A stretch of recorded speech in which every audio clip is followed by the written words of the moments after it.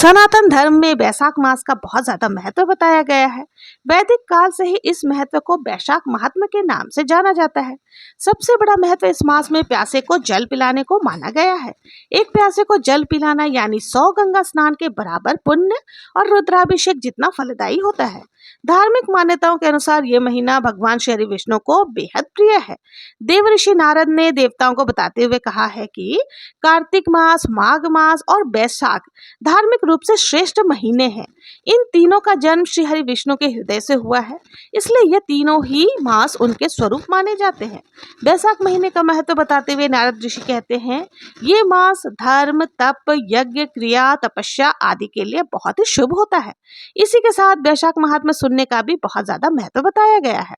इसलिए हम आपके लिए लाए हैं वैशाख महीने का महात्म्य, जिसके हर अध्याय आपको हमारे चैनल पर नियमित रूप से मिलते रहेंगे। इसलिए यदि आपने हमारे चैनल को सब्सक्राइब नहीं किया है तो अभी कर ले और बेल आइकन को क्लिक करना ना भूलें, ताकि हमारा वीडियो अपलोड होते ही आपको मैसेज मिल जाए। तो शुरू करते हैं आज का पहला अध्याय। सूत जी कहने लगे कि ब्रह्मा के पुत्र श्री नारद जी से राजा अम्बरीश ने पूछा, हे ब्राह्मण, मैंने सुना है कि वैशाख मास में सब मासों से उत्तम है, सो कृपया आप वैशाख मास का महात्म्य विस्तार पूर्वक मुझको सुनाइए। यह माह भगवान को अत्यधिक प्यारा है। इस माह में क्या दान करना चाहिए और उसका क्या फल मिलता है? इस माह में कौन से कर्म करने योग्य है और उनको करने से कौन से देवता प्रसन्न होते हैं? भगवान विष्णु को कौन से कार्य व कौन से दान प्रिय है और उनके फल व उद्देश्य भी विस्तार पूर्वक कहिए। भगवान का पूजन कैसे करें, किन वस्तुओं से करना चाहिए? नारद जी बोले, हे राजन, सब मासों का वृत्तांत भगवान ने लक्ष्मी जी से कहा था और मुझको ब्रह्मा जी ने सुनाया था। ये महावेद विद्याओं में वेद विद्या, मंत्रों में प्रणव, वृक्षों में कल्पवृक्ष, गवों में कामधेनु, नागों में शेषनाग, पक्षियों में गरुड़, देवों में विष्णु, वर्णों में ब्राह्मण, प्रिय वस्तुओं में प्राण, मित्रों में भार्या, नदियों में गंगा, तेजस्वियों में सूर्य, शास्त्रों में चक्र, धातुओं में स्वर्ण, वैष्णवों में शिव, रत्नों में कौस्तुमणि के समान है। भगवान की भक्ति के लिए यह मास सबसे ज्यादा उत्तम है। मेष राशि से संक्रांति अर्थात वैशाख मास में जो सूर्योदय से पहले स्नान करता है, उस पर भगवान लक्ष्मी सहित सभी देवी देवता प्रसन्न होते हैं। वैशाख मास में स्नान करने वाले सब पापों से मुक्त होकर बैकुंठ धाम को जाते हैं।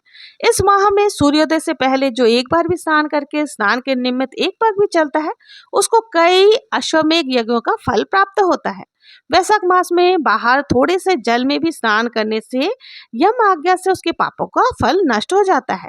विष्णु भगवान की आज्ञा से वैशाख मास में सूर्योदय से 6 घड़ी तक सब तीर्थों का अधिष्ठाता देवता जल के बराबर मनुष्य के हित के लिए ठहरते हैं, परंतु इस समय तक भी जो स्नान के लिए नहीं आते, उनको श्राप देकर फिर से वो अपने धाम को चले जाते हैं।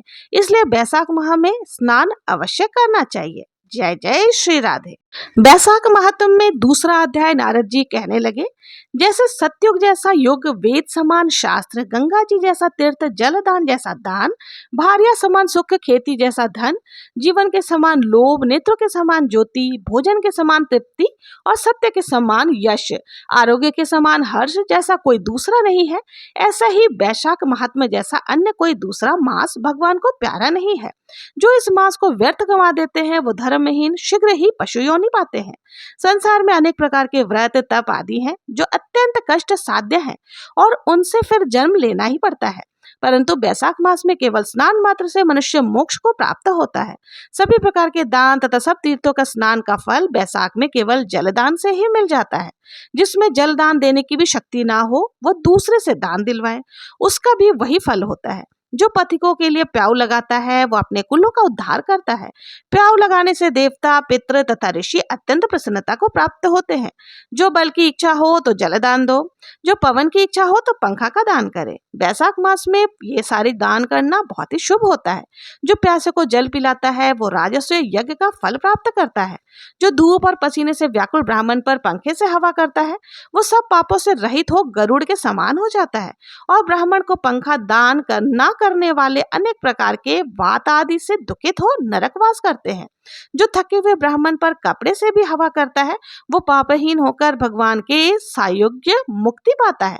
और जो शुद्ध हृदय से ताड़ का पंखा दान करते हैं, वो यमदूतों का तिरस्कार करते हुए बैकुंठ को पाते हैं। जूते तथा चप्पल दान करने वाले को ना इस संसार में दुख होता है और ना ही नरक यातना भोगनी पड़ती है। ब्राह्मण के याचना करने पर खड़ेऊ दान करने वाला राजा होता है। जो मार्ग में आश्रम के लिए घर बनाता है उसका फल ब्राह्मण भी वर्णन नहीं कर सकते। जो लोग ब्राह्मण अतिथि को भोजन कराते हैं उसके फल का भी कोई विस्तार नहीं है। अन्न दान पाने वाला अपने माता पिता को भी भूलकर दान को ही अपना सर्वस्व मानता है। माता पिता तो केवल जन्म के दाता हैं, इसलिए विद्वान लोग अन्न देने वाले को ही पिता कहते हैं। जय जय श्री राधे। दूसरा अध्याय समाप्त।